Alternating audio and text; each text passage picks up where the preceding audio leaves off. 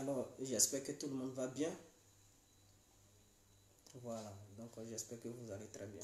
Connectez-vous. Connectez-vous, on va se laisser. Partagez le direct, s'il vous plaît. Voilà, chers amis, chers frères, chers compatriotes, je vous exhorte humblement de partager le direct pour qu'on puisse s'exprimer, c'est très important. C'est important. Donc, partagez le direct, s'il vous plaît. N'hésitez pas. N'hésitez surtout pas à partager le direct.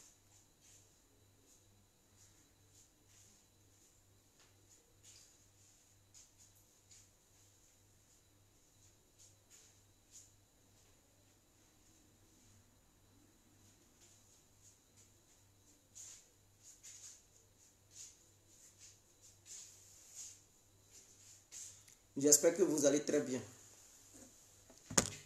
Alors,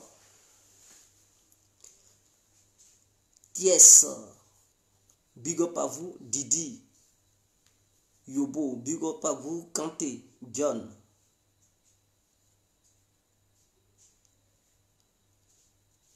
Kanté John, big up à vous. Vous, ce que vous écrivez là, vous-même, est-ce que vous en rendez compte? Quand vous dites je suis soroïste là, vous avez vu sur mon front où c'est écrit soroïste, ou bien c'est quelqu'un qui vous a dit ça. Lui qui vous a dit ça, allez-y lui demander la preuve qu'il a pour vous dire que Guigui est soroïste. On ne parle pas parce qu'il faut parler. Est-ce que vous comprenez? Donc, si vous n'êtes pas renseigné, si vous ne savez rien, allez-y vous renseigner d'abord avant de venir écrire des insanités. Est-ce que vous comprenez? Voilà. Donc, cette vidéo, ce n'est pas pour manquer de respect à qui que ce soit. Donc, ceux qui ne connaissent pas la vérité, qui sont dans les mensonges, qui écrivent n'importe quoi, je leur demande d'aller mieux se renseigner et de revenir. Voilà, c'est très important. Hugues, Herman, Dago, Woody, Ayoato. Alors, bonsoir à tous et à tout temps. Pour tous ceux qui ne me connaissent pas, je suis l'incontournable, bien compris tout terrain. L'homme dont on parle, l'homme qui n'a pas froid aux yeux, l'homme qui ne mâche pas ses mots. Vous pouvez aussi m'appeler devant la vie, l'homme n'est rien, gouverneur italien, docteur Modon, appelez-moi Boum Boum, laisse-moi mauricien, que plein droit, El Padrino, Camari, ou la Moucha. Alors, nous voilà à nouveau devant cette caméra pour donner des conseils à nos dirigeants ivoiriens, c'est très important. Voilà, donc je viens ici en tant que citoyen ivoirien. Je ne viens pas ici en tant que militant d'un parti politique, non. Je viens ici en tant que natif de la Côte d'Ivoire et citoyen ivoirien qui décide de donner des conseils à ces maigres moyens aux autorités ivoiriennes. C'est très important. Donc avant de commencer, j'aimerais bel et bien me mouiller la gorge. Je vais m'hydrater la gorge et on poursuit. C'est très important. Donc le titre de ma vidéo est clair. Le titre de ma vidéo est clair. Alors, je dis, nous allons donner des conseils au président de la République de Côte d'Ivoire, son Excellence, M. Alassane Ouattara, ainsi qu'à ses ministres. Et j'ai cité 2 noms. Et ces 2 noms, il s'agit de M. Touré Mamadou et M. Adama Bitogo. C'est très important. Voilà. Donc, ils font partie des ministres du président Alassane Ouattara, du gouvernement de Ouattara. Donc, nous sommes là aujourd'hui, ce soir, en tant que citoyens ivoiriens, à donner nos maigres moyens. Je dis à donner nos maigres, à apporter nos maigres conseils à ces autorités-là. Alors, monsieur le président, son excellence, monsieur Alassane Ouattara, vous savez que le monde entier vous regarde. Vous savez que la Côte d'Ivoire vous regarde. Je ne vous demande pas de prendre des décisions au nom des regards du monde entier, mais je vous demande de prendre des décisions au nom des regards de tous les Ivoiriens qui sont branchés sur votre personne. et sur votre gouvernement. C'est très important. Ces regards disent quoi? Le peuple dit quoi? Je sais que le peuple n'est pas souvent d'accord. Il y a une minorité qui est contre la paix. Ça, il faudrait que ça soit clair. Il y a une minorité au sein de la population ivoirienne qui n'est pas prête pour la paix. Mais la majorité veut la paix. Or, nous sommes dans un état démocratique. Et lorsqu'on parle de démocratie, on parle de la majorité, c'est-à-dire la voix de la majorité. Donc, nous ne pouvons pas continuer à subir les caprices et les vœux de cette minorité qui n'est pas prête à aller à la paix. Au nom de cette minorité, vous allez hésiter à prendre certaines décisions en vous posant des questions. Mais si je prends une telle décision, ça va frustrer tel individu, tel individu. Monsieur le président de la République, prenez de vraies décisions. Car le peuple ivoirien vous attend sur ces vraies décisions. N'hésitez pas dans vos prises de décision. Ne regardez pas les Diaby Isiaka, soutenus par un groupuscule d'individus qui refusent la paix en Côte d'Ivoire, qui veut mettre un coup de pied dans le processus de paix. Ceux-là même qui sont les ennemis de la paix, monsieur le président, ne les calculez pas. Quand je dis ne les calculez pas, parce que nous sommes dans un état démocratique. Je ne dis pas que ceux-là, ils n'ont pas le droit de revendiquer aussi leur part de justice. Mais lorsqu'il y a une histoire de justice, on peut quand même trouver un consensus, une compromission pour avancer. Parce que si on veut rester là, si on veut s'attarder sur leurs vœux, on ne pourra pas avancer. La Côte d'Ivoire ne pourra pas avancer. Parce que si chacun en Côte d'Ivoire veut revendiquer ce qu'ils sont en train de revendiquer, vous comprenez automatiquement que nous partons dans une déchirure profonde. Parce que beaucoup en Côte d'Ivoire ont vu leurs parents mourir. Beaucoup en Côte d'Ivoire ont vu leurs biens détruits. Beaucoup en Côte d'Ivoire ont perdu assez de choses. Mais aujourd'hui, ils ne se mettent pas derrière un groupuscule, ou bien ils ne se mettent pas derrière un élément, un individu qui s'autoproclame président de tous ceux qui ont perdu leur bien en Côte d'Ivoire pour revendiquer quoi que ce soit. Non. Il y a beaucoup qui ont perdu beaucoup de choses, mais aujourd'hui là, au nom de la paix, parce qu'ils ont compris que leurs intérêts, oui, mais l'intérêt du pays est au-dessus de leurs intérêts. L'intérêt du peuple ivoire dans sa globalité est au-dessus de leurs intérêts personnels. Ceux-là, ils ont décidé d'abandonner n'importe quelle revendication. Et ils attendent le jour où l'État ivoirien va essayer de poser des actes pour les satisfaire. Mais ils ne manifestent pas en Côte d'Ivoire. Ils ne se cachent pas derrière des individus sous prétexte qu'ils auraient perdu des choses. Donc, ils n'ont qu'à condamner les uns et laisser d'autres personnes. Non, ils ne le font pas. Ils ont tout abandonné au nom de la paix. Mais ceux qui ne veulent rien comprendre, ceux qui sont les ennemis de la paix en Côte d'Ivoire, et qui suivent une démarche, qui suivent une voie plutôt, contraire à la voie de la paix, monsieur le président, vous êtes le leader et vous êtes le guide du peuple ivoirien. C'est vous qui êtes au pouvoir. C'est vous qui êtes au pouvoir. Vous êtes le garant des intérêts du peuple ivoirien. Parce que en tant que président, c'est à vous de protéger les intérêts du pays et défendre le peuple ivoirien. Voilà pourquoi vous avez prêté serment. Donc en voyant cela, vous savez ce qui est bon pour le peuple ivoirien. Vous savez que la paix est bonne pour le peuple ivoirien. Et donc quiconque est contre la paix en Côte d'Ivoire ne devrait pas être écouté. Il devrait être mis à l'écart et fonctionner avec ceux qui sont avec la paix. Donc les démarches de Isiaka Diaby ne sont pas des démarches pour la paix. Ce sont des démarches de la guerre. Or, nous savons ce que la guerre apporte dans un pays. La guerre retarde un pays. La guerre affaiblit l'économie d'un pays. La guerre apporte le désordre, c'est-à-dire il n'y a plus d'armée, il n'y a plus de police. Tout est mélangé. Et la guerre fait que les microbes prennent le dessus. La guerre fait que les gens ne peuvent plus manger à leur faim. La guerre fait que les gens n'ont plus les moyens d'aller se faire soigner.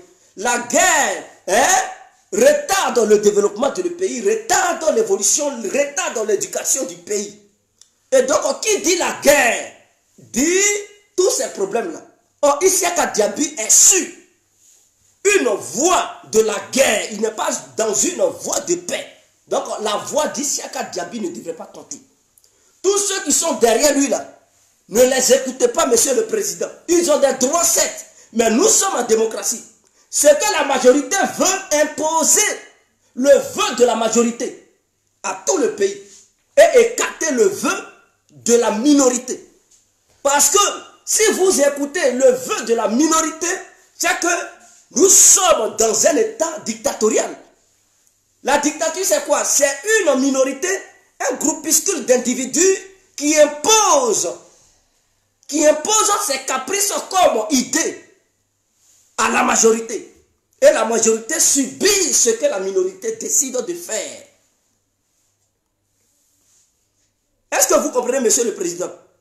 Donc, le groupuscule d'individus faisant partie du boy, comme on le dit en Côte d'Ivoire, du groupe d'Isiaka Diaby, c'est des gens qui sont les ennemis de la paix en Côte d'Ivoire. Écartez les chemins, ne les calculez pas, prenez des vraies décisions de la paix.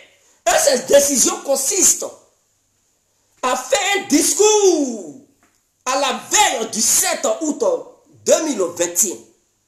Je répète, nous sommes dans le mois d'août.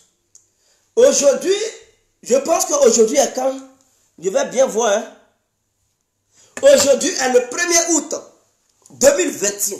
Donc nous sommes rentrés dans le mois d'août. Et ce mois-là est le mois de l'espoir de tous les Ivoiriens et de toutes les Ivoiriennes. Ce mois-là est le mois d'espoir de tous les Africains. Et eux tous ont les yeux braqués sur la Côte d'Ivoire. Eux tous regardent le président de la République. Ils se demandent, chacun de nous se demande, quel discours le monsieur va prononcer. Quel discours monsieur le président va tenir le 6 août 2021. Est-ce que dans son discours-là, il aura un discours de la libération de tous les prisonniers? Parce que votre acte que vous avez posé et l'acte du président Laurent Gbagbo qu'il a aussi posé, ce sont des actes salutaires. Parce que son excellence, monsieur le président Laurent Gbagbo, son excellence, monsieur le président Alassane Ouattara, vous avez posé un acte salutaire et un acte historique du jamais vu en Afrique. Et ce que vous avez posé là, c'est un acte salutaire.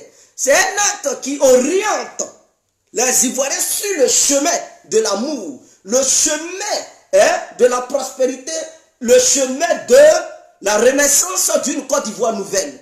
Et ce chemin-là, c'est aussi de poser des actes, monsieur le président Alassane Ouattara. Poser des actes forts. Libérer tous ces prisonniers incarcérés depuis que la guerre a eu lieu, depuis 2010-2011. Ceux qui avaient été arrêtés. Et tout dernièrement, ceux qui se sont fait arrêter lors du boycott national. Libérez tous ceux-là. Libérez-les et donnez-leur une seconde chance. Après tout, ce sont des Ivoiriens. Beaucoup ont déjà reçu la sanction. Beaucoup ont déjà reçu la rééducation. Parce qu'une prison, quand on parle de la prison est un lieu de rééducation et en même temps de sanction. Donc je pense que en étant là-bas, ils ont reçu ce que c'est que la rééducation et ce que c'est que la sanction. Je vous demande de lever toute poursuite judiciaire envers ces gens-là. Levez parce que vous avez la capacité. Vous avez le pouvoir de lever tout ça à travers l'article 66 de notre Constitution. Vous pouvez le faire, monsieur le président. Levez toute poursuite envers ces gens-là. Levez toute condamnation envers ces gens-là. et donnez-leur une nouvelle chance. Si vous pouvez les mettre sous contrôle judiciaire pour qu'ils soient libres dans la société ivoirienne, en les interdisant de parler encore de la politique pendant un certain nombre de temps, en les interdisant de se rassembler dans les endroits où on parle de politique, mais tout en étant libres, et en se signalant chaque semaine dans un endroit où se trouve un commissariat pour marquer leur présence au pays, ça serait très important. Libérez-les le 6 août, prenez une décision forte. N'écoutez pas les voix qui sont contre cette voie-là. Parce que poser un tel acte est un acte salutaire. Ça montre que le président de la République est déterminé pour le bien-être de tous les citoyens ivoiriens.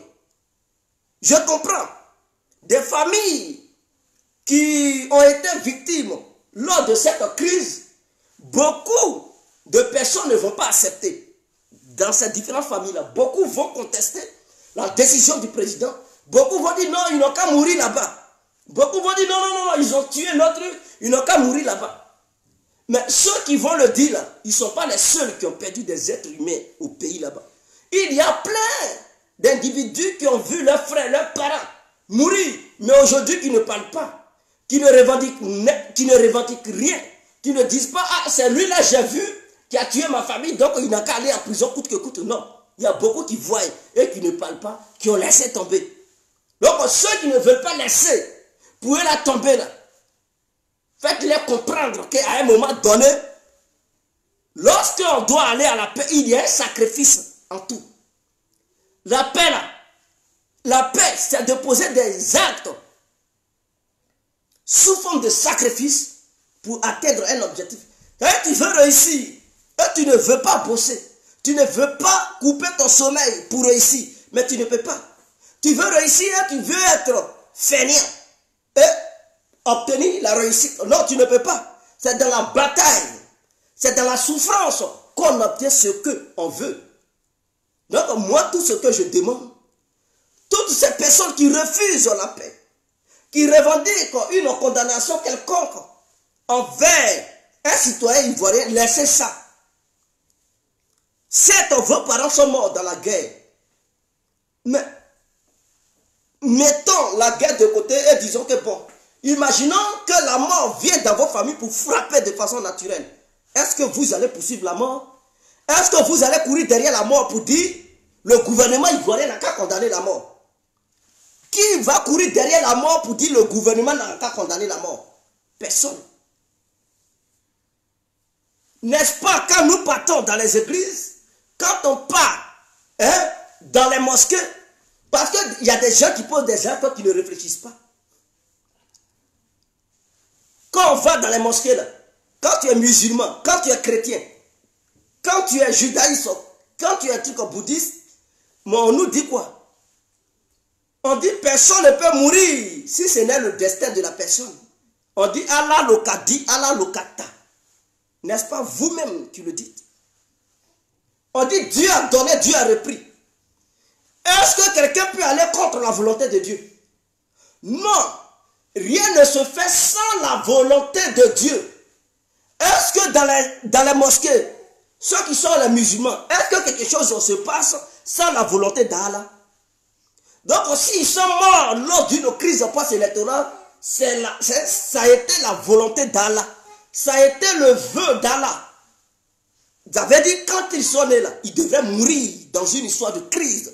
C'est dans la guerre qu'ils devraient mourir. Voilà pourquoi ils sont morts. Donc, ne pas comprendre la vie, ne pas comprendre l'itinéraire de notre grand créateur Dieu et agir de la sorte, c'est comme si on partait contre les principes de notre propre Dieu. Donc, mettons bas la terre. Isiaka Diaby n'a pas étudié le droit. Isiaka Diaby n'a jamais, il ne sait même pas ce que c'est que le droit. Est-ce qu'il a créé une ONG qui lutte contre l'injustice dans le monde? Il n'a jamais créé quoi que ce soit. Il s'est levé un bon matin, il dit non, il est président des trucs. Mais laisse les ONG qui sont spécialisées là-dedans s'en occuper, parce que c'est leur rôle. Toi, tu n'as aucune ONG, tu n'as rien comme un mouvement Et tu te lèves un bon matin, tu dis non, tu es président des victimes de Côte d'Ivoire. Et ceux qui te suivent, ils n'atteignent même pas la moitié des gens qui sont morts en Côte d'Ivoire. On dit 3000 morts, mais ceux qui te suivent même là, ils ne valent même pas 1000 personnes. Est-ce que tu es honnête? On parle de 3000 personnes, mais ceux qui sont derrière toi là, qui revendiquent là, ils n'atteignent même pas 1000 personnes. Tu es sûr de toi? Oh, ces 3000 morts là, j'imagine que chaque famille en Côte d'Ivoire a perdu un être cher. Donc, imaginons que ces 3000 morts là, on peut dire que ça a touché 3000 familles. Et imaginons dans chaque famille, il y a combien d'individus? Parce que dans une famille, il peut y avoir 15 personnes, ou 20 personnes, ou 40 personnes, ou 50 personnes qui peuvent habiter dans une famille. Donc, si réellement tu étais dans la légitimité, en Côte d'Ivoire, tu allais sortir au moins avec 1 million de personnes qui allaient te suivre pour revendiquer cela. Maintenant, ceux-mêmes qui te suivent, ils n'atteignent même pas 300 personnes. Et tu dis que tu es président de toutes les familles des victimes. Oh, on parle de 3000 personnes qui sont mortes. Mais les gens qui te suivent, ils ne font même pas 300 personnes. Tu ne vois pas que tu es ridicule? Quitte dans ça. Tu n'es pas sur le véritable chemin de la paix. Tu es sur le chemin de la guerre. Donc ça, c'était le conseil envers le président de la République de Côte d'Ivoire, son excellence, M. Alassane Ouattara. Alors, je vais m'hydrater la gorge et on va passer du côté des ministres de la Côte d'Ivoire. Ces deux ministres à qui je veux parler ce soir, c'est très important.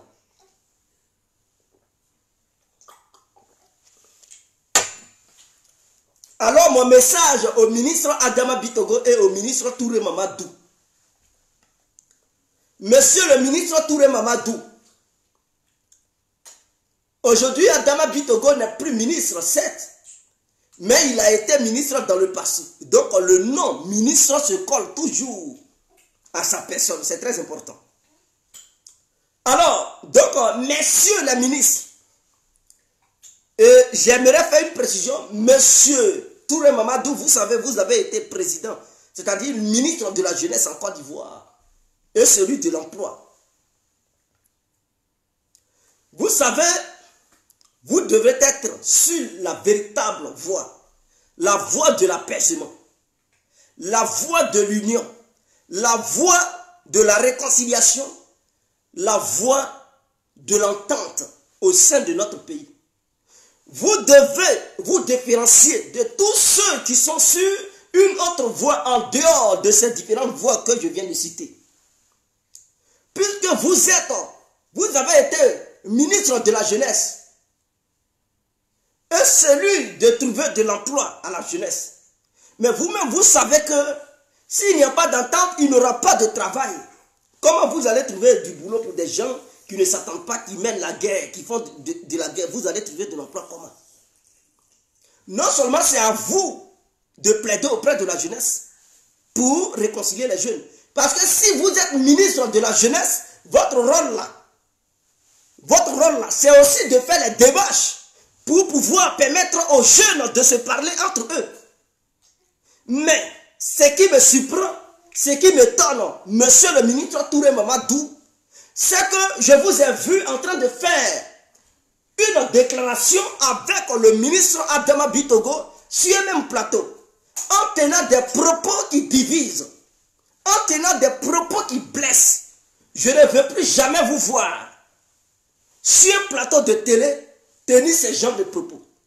Je veux vous revoir sur un plateau de télé en tenant des propos qui diffèrent aux propos précédents que vous aviez tenus dans le passé. Je pense que ça, ce sont mes conseils envers votre personne. Même dans le passé, si je ne m'attends pas avec vous, et qu'il arrivait parfois que j'ai parlé de vous, mais lorsqu'il s'agit de la paix, l'incontournable bien complet est quelqu'un qui aime la paix.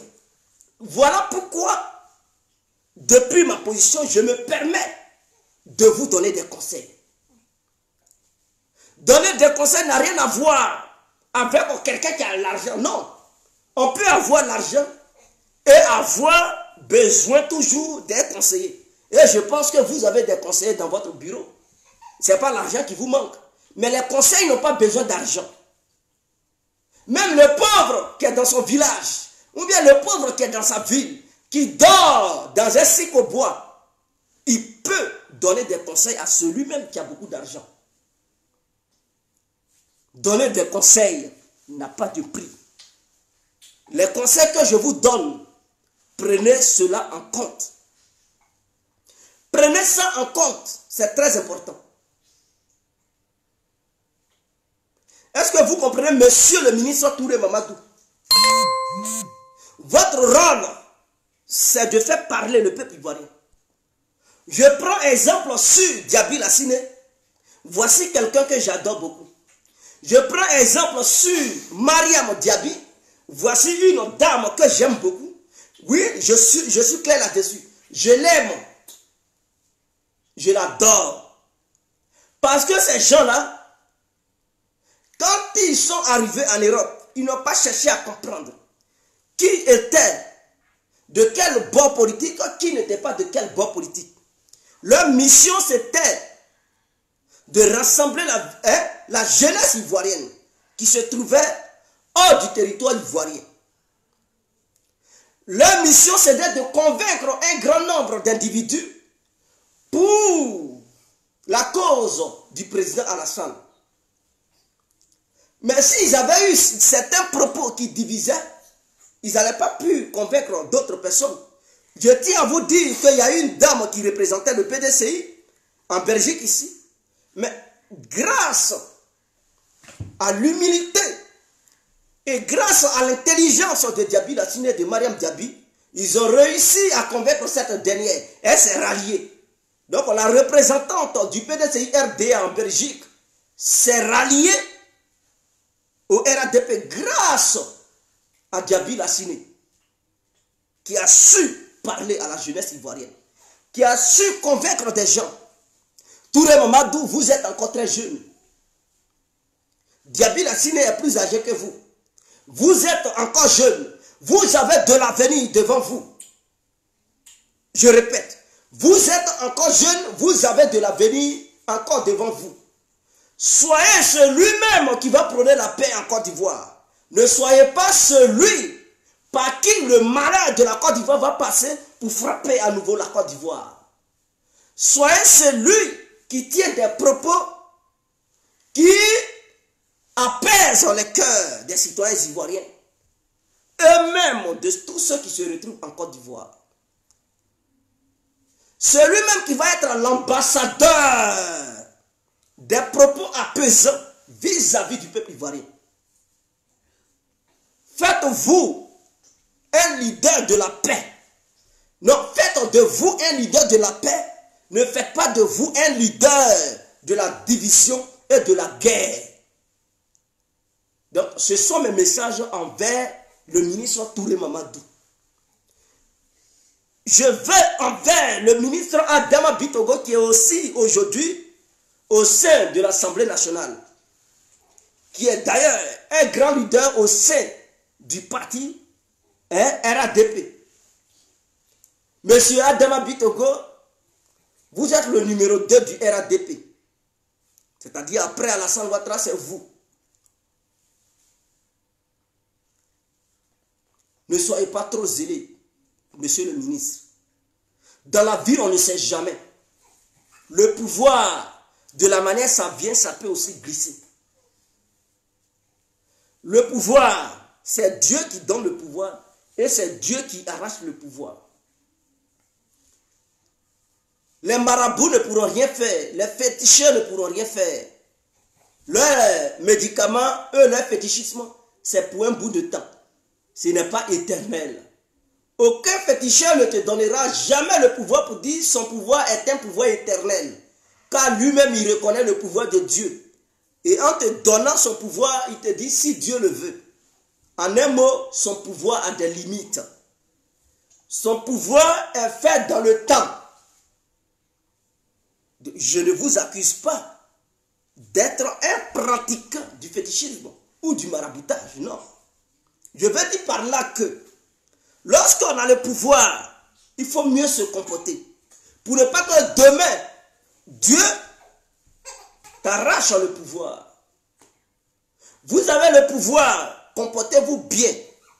Si vous êtes des ambassadeurs de la paix, Dieu verra que vous avez de bonnes intentions.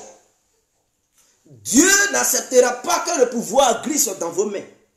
Mais si vous avez le pouvoir et que vous oubliez la part de Dieu, oh, Dieu vous demande d'aimer vos prochains comme vous-même. Étant au pouvoir, vous haïssez vos prochains. Vous malmenez vos prochains parce que le pouvoir est dans vos mains. Vous faites ce que vous voulez de vos prochains. Mais à un moment donné, quand la colère de Dieu veut se manifester, ça ne va pas vous prévenir. Un bon matin, vous serez étonné de voir que vous perdez le pouvoir. Et quand c'est comme ça, Dieu ne revient plus en arrière. Il frappe jusqu'au bout. Il y a assez de comptes comme ça. Je dis comptes. Assez d'exemples à travers l'Afrique. Il y a eu des durs de ce monde qui pensaient qu'ils n'allaient jamais perdre le pouvoir. Mais à un moment donné, ils ont perdu le pouvoir. Ils ont perdu leur bien qu'ils avaient. Et ils sont devenus très très pauvres. Monsieur Adama Bitogo, vous savez que vous avez assez de sociétés en Côte d'Ivoire.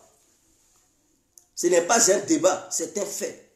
Vous avez investi beaucoup dans plusieurs sociétés ivoiriennes. Même pour faire le passeport, c'est votre entreprise qui s'occupe de ça. Quand vous avez une telle position dans un pays et que vous faites partie d'un gouvernement et d'un parti politique, vous devez mieux vous comporter que quiconque se trouve aussi au sein de ce parti. C'est-à-dire votre position devrait être une position qui allait permettre à tout le monde de se reconnaître en vous à travers vos actes et à travers vos propos. Mais avec tous ces biens dont vous disposez en Côte d'Ivoire, vous vous comportez comme ça. Mais imaginons que Dieu décide de vous arracher le pouvoir.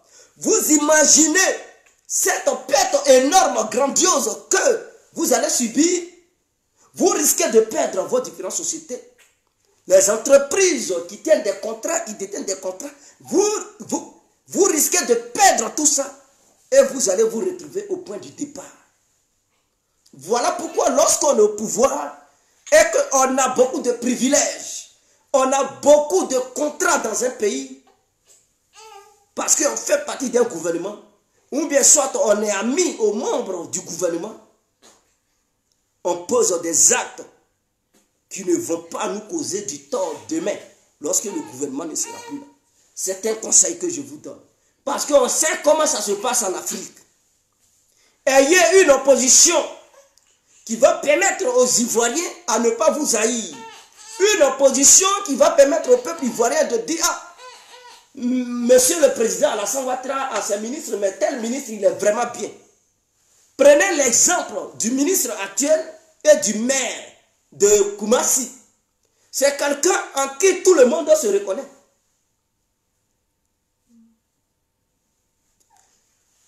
C'est quelqu'un en qui tout le monde se reconnaît. Parce qu'il a travaillé. Que Alassane Ouattara soit là, que Alassane Ouattara ne soit pas là.